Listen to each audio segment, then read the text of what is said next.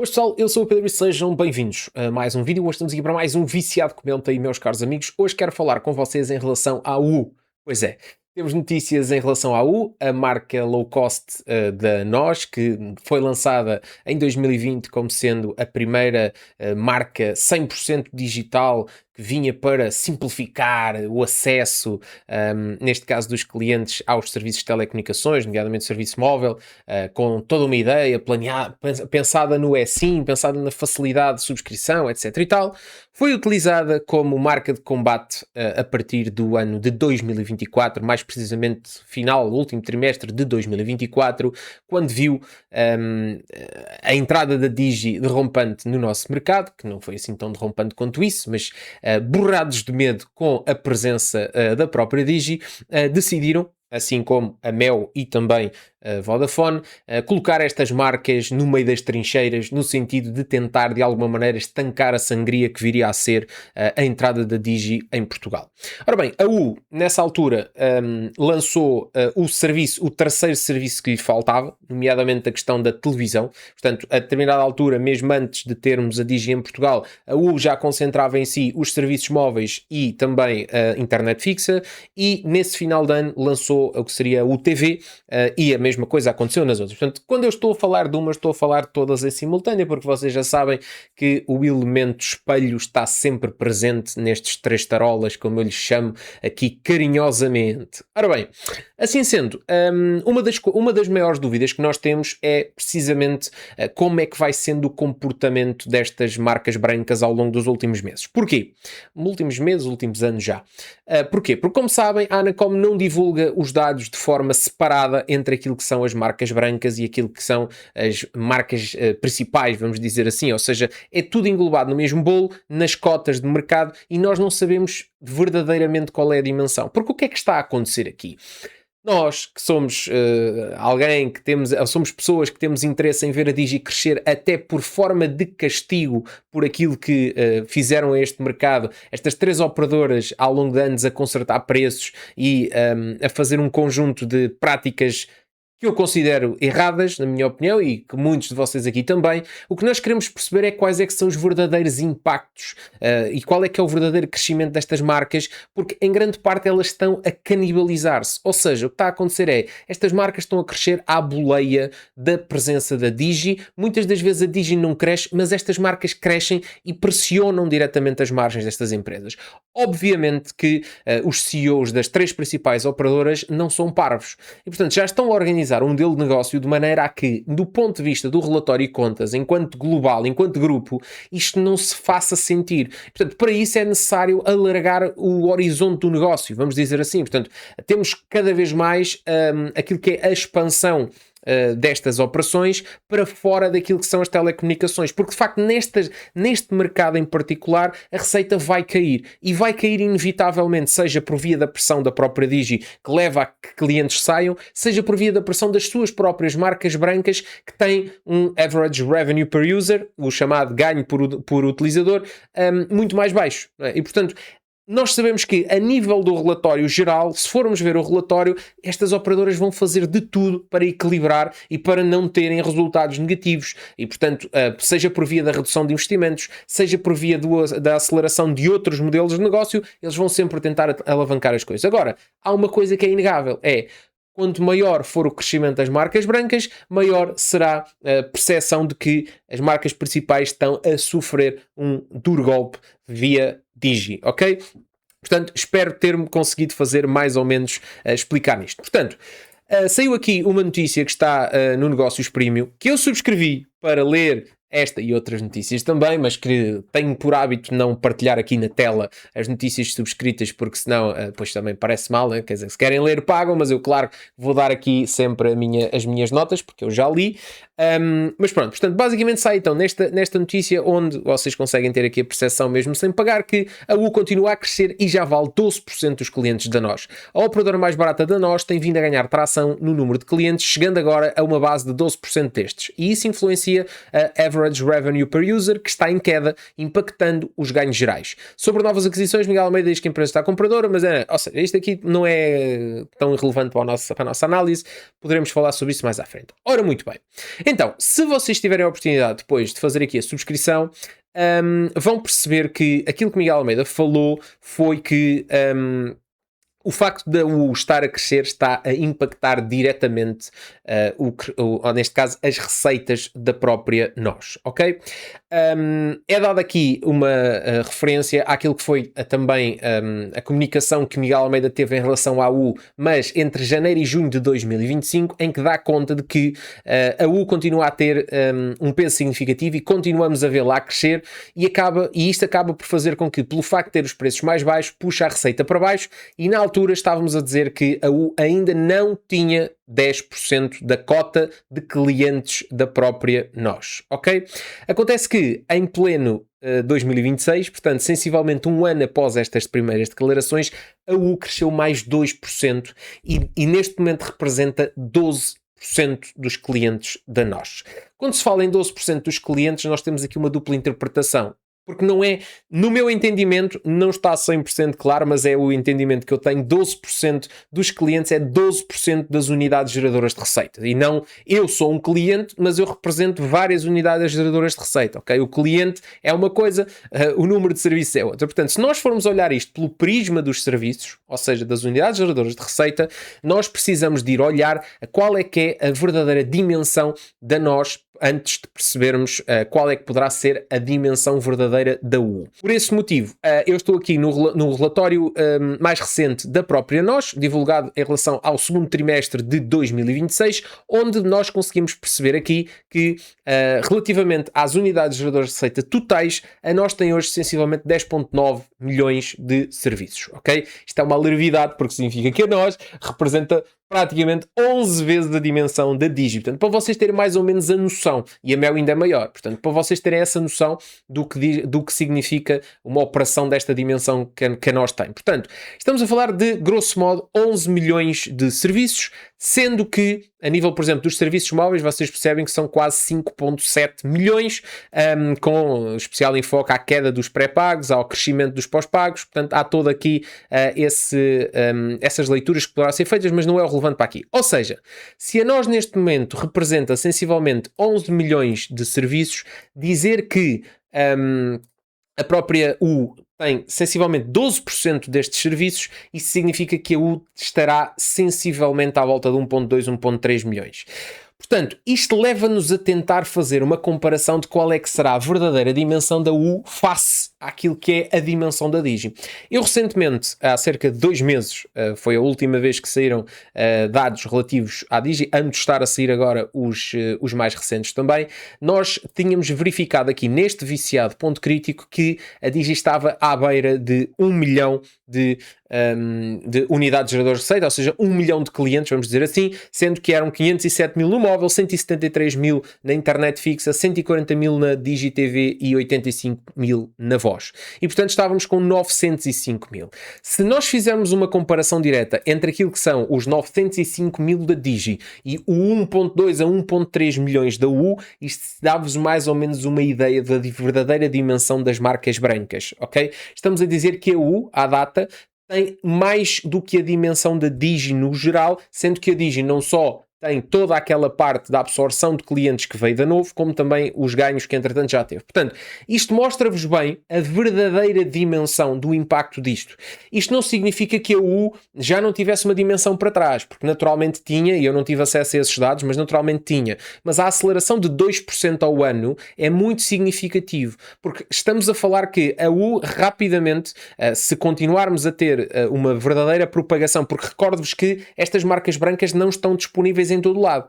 okay? Estas marcas brancas estão disponíveis onde as marcas principais têm interesse em ter um cavalo de Troia ali para tentar não perder tudo, que é o quê? Que é a mesma coisa de dizer, ok, eu não te quero perder como cliente, deixa-me cá, vou perder uma bocado da minha margem, mas mantenho alguma coisa para não engrossar, não só os meus concorrentes diretos, como também a Digi, porque para a Digi, eu acho que a Digi já não é um concorrente, já é mesmo um adversário, que é uma coisa completamente diferente, não é? Portanto, eles têm um ódio de estimação a quem lhes veio tirar o poleiro. E, portanto, termos a noção daquilo que poderá vir a valer as marcas brancas no futuro será, por exemplo, quando a Digi massificar ainda mais os seus serviços, e aí aí nós podemos ter uma noção clara daquilo que são estas marcas brancas e qual é que é a sua margem de progressão, porque pensem numa coisa, se nós hoje em dia temos a Digi em sensivelmente 2.3 milhões de casas a nível do serviço de fibra, nós podemos ter mais ou menos uma noção do que é que será quando a Digi estiver presente em muito mais milhões. Portanto, nessa altura, nós vamos ter a verdadeira noção. Aliás, eu até vos passo aqui para vocês terem essa ideia. Portanto, a nível da FTTH, a nós hoje representa cerca de 91,7% do território, sendo que, melhor, não é 91,7%, é basicamente das casas passadas, ou seja, a nós tem sensivelmente 6,2 milhões de casas com cobertura, vamos dizer assim, sendo que dessas 6,2 milhões, 91% são da FTTH, portanto, cobertura de fibra. Portanto, imaginem que a Digi neste momento tem cerca de 30 e tal por cento da dimensão territorial da fibra, ou melhor, da fibra não, da internet fixa, vamos dizer assim, que a nós hoje tem. Portanto, isto significa que ainda mais de 60% do mercado onde existe fibra, no caso concreto da nós, e onde não existe da Digi. Portanto, naturalmente fazendo aqui umas contas mal e porcamente. Ou seja, o que é que isto significa? Significa que, no decorrer dos próximos anos, se nós continuarmos a ver a Digi a expandir fortemente no nosso território, porque assim, naturalmente por via dos serviços móveis, isso já está a nível nacional, seja da Digi, seja da U, não há dúvida, mas existe a outra parte, seja a nível da televisão, seja a nível também do próprio serviço de internet fixa. Portanto, se nós formos verificar ao longo dos próximos, se calhar, 5 anos, que a Digi venha a conseguir fibrar mais 3 a 4 milhões de casas e venha a conseguir ter uma presença em praticamente todos os territórios onde estas incumbentes estão, estas submarcas também vão estar lá presentes e aqui nós podemos estar a falar, se calhar, da U valer 15, 16, 20% do número de clientes da própria nós. Portanto, já está mais do que visto que ao longo dos próximos anos é necessário que haja algum desinvestimento, na minha opinião, nestas marcas, porque isto vai pressionar de uma forma galopante aquilo que são as average revenue per user destas marcas que não estão de maneira nenhuma habituadas nem interessadas em estar a vender serviço neste preço. O objetivo agora é só é tentar estancar a sangria partindo das pernas a quem lhe está a fazer frente. Ou seja, eu vou aqui fazer uma subsidiação da U, da Uso e da Amigo durante o máximo tempo que eu conseguir para fazer com que não haja uma migração tão explosiva para a Digi, porque eu vou dar aqui uma alternativa viável, ok? E vou conseguir de alguma maneira também atamancar aqui a minha cena até eu conseguir expandir o meu modelo de negócio e já não depender tanto das receitas das telco, e automaticamente o que vai acontecer é que isso vai fazer com que não só a Digi não tenha crescimento galopante, que poderia dar ali uma tração mediática maior, como também não vai conseguir primeiro, equilibrar a operação financeiramente, como ter também tanta receita para fazer reinvestimento e aumentando os seus capex ainda mais, de maneira a cada vez me fazer mais concorrência. Ou seja, isto é claramente uma tentativa de pressão contra a Digi que só tem um objetivo, que é abrir mão de parte da sua receita com via a tentar desacelerar ao máximo o crescimento da própria Digi. O que é que eu posso entender por aqui? O que eu posso entender é que um dos movimentos mais recentes que visa limitar aquilo que é a qualidade do serviço móvel da própria U, que já se percebeu, que está mais do que evidente, que se passa por reduzir as velocidades dos serviços móveis, respeitando assim os termos e condições e indo em linha daquilo que também a Mel e a Vodafone já faziam nas suas marcas brancas, que era a redução das velocidades, exceptuando o caso da plataforma antiga da Uso, que visa tentar dar um serviço um bocadinho melhor aos clientes que já venham de dentro do universo Mel, para que não se sintam ali um baque tão grande, porque na Mel vão ter a velocidade possível e depois caíam para a Uso, para a plataforma nova e havia um baque gigante na velocidade dos dados, então há sempre uma migração para as plataformas antigas, mas se vocês vierem de fora dessa mesma realidade de Mel, vão acabar por ir para a plataforma nova. Na Amigo vocês já sabem que isso já acontecia assim e agora a U começa também a fazer essas limitações. Portanto, começa-se a perceber que há de facto aqui o interesse em começar a não tornar tão atrativas estas próprias marcas, porque o que vai acontecer é que a longo prazo elas vão canibalizar cada vez mais as margens das marcas principais e não é esse o interesse neste momento. Naturalmente, no que diz respeito aos preços, ficam sempre muito limitados porque mexer nos preços é mexer em algo muito visível, portanto se de repente começassem a fazer aumentos de preços ia ser muito visível, portanto o objetivo passa por provavelmente desinvestimento no quê? Na infraestrutura, não porque é a mesma, mas desinvestimento no serviço em si, uma chamada tipo obsolescência programada, não ter as chamadas inovações, pelo menos de uma maneira, ou seja, tratar aquilo como se fosse uma verdadeira MVNO, no sentido que, olha, lançámos o 6G, bom, mas aquelas marcas ainda não têm o 6G. O 6G vai ser quando para nós já tiver mais do que massificado, que é o que acontece, por exemplo, na Laika Mobile, quando há muito pouco tempo lançaram o 5G, sendo que já é uma realidade há muitos anos, mas pronto, para a MVNO tudo chega com um certo delay. E aqui nas marcas brancas vai ser igual. Mas ao fim e ao cabo o paradigma mudou. Neste momento os clientes querem de facto a poupança, e a existência destas marcas pode se tornar uma pedra no sapato para as marcas principais, porque se a Digi conseguir aguentar o tempo suficiente, pode levar a que esta solução de pressão que as marcas principais criaram se transforme numa solução de pressão para elas mesmas, porque ao fim e ao cabo existe uma cultura muito forte em Portugal, em grande parte do mercado, que é avessa àquilo que é as incumbentes, ou seja, não é forçosamente só a questão do preço, é, se me derem preços iguais e serviços equivalentes, eu nunca escolho as incumbentes por princípio, e isso vai ser um dos principais problemas que as operadoras principais vão ter, as operadoras incumbentes vão ter em Portugal, precisamente porque existe esta cultura de que vocês só estão a fazer isto porque vos estão a pressionar para fazer isto, porque antes de estar cá uma operação que vos pressionasse, vocês nunca na vida iriam fazer isto para nós. Portanto, vocês não são ser bons para nós. Vocês estão a tentar ser bons para vocês, e com esse bom para vocês e com essa lobo em pele de cordeiro, estão a tentar pressionar aquele que nos vem tentar dar aqui outras condições. O que também não quer com isto dizer que a Digi seja santinha nenhuma e que daqui a uns anos, provavelmente, se tiver uma cota de mercado muito significativa, não possa alterar a sua política, porque nós vemos, por exemplo, o que acontece na Roménia e percebemos onde a Digi é incumbente, tem um conjunto de práticas que são muito semelhantes àquilo que são os incumbentes em cada um dos países. Portanto, não estamos aqui também a dizer que a Digi é a melhor do mundo e que a Digi não faz nada errado e que a Digi é toda para oferecer coisas, não é? Isto não é a Santa Casa da Misericórdia, mas obviamente que esta estratégia interessa-nos e, portanto, enquanto nos interessar do ponto de vista financeiro e enquanto conseguirmos, enquanto clientes finais, aproveitar aqui esta pressão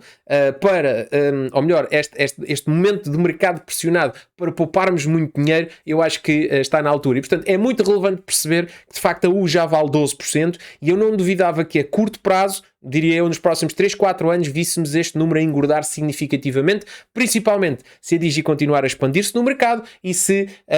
esta solução que foi inventada aqui pelas marcas brancas não tiver o resultado desejado, que é partir as pernas ao crescimento da Digi. Se o grupo continuar a investir fortemente no país, eu tenho a certeza absoluta que chegará uma altura em que a canibalização das próprias margens das marcas principais será de tal ordem que haverá naturalmente um aligerar desta pressão, o retirar de alguma da oferta comercial destas marcas brancas de cima da mesa, seja por via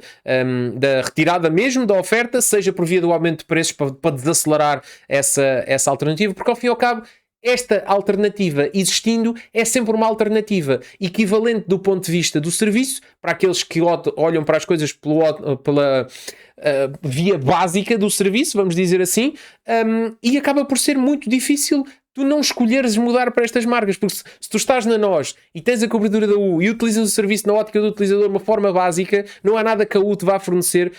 de diferente que a NOS já forneça, a não ser que ou melhor, não há nada que a NOS te forneça e que a U não forneça, a não ser uma fatura muito mais leve na carteira. Por isso, meus amigos, continuamos a acompanhar este mercado, esperemos que o crescimento da Digi nos próximos anos venha aqui trazer algum sabor agridoce a esta estratégia que as incumbentes irão lançar, porque seria muito bem feito, precisamente porque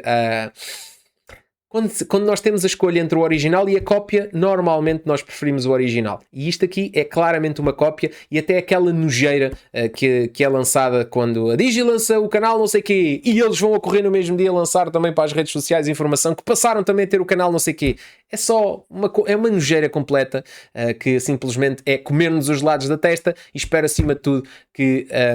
vocês também tenham a capacidade de ver isto, e também aqui com a ajuda destes vídeos do Viciado Comenta. Não se esqueçam, deixem o vosso like, subscrevam o canal e comentem aqui em baixo, que é sempre muito relevante saber as vossas opiniões em relação a este assunto. Um grande abraço e vemos no próximo Viciado Comenta.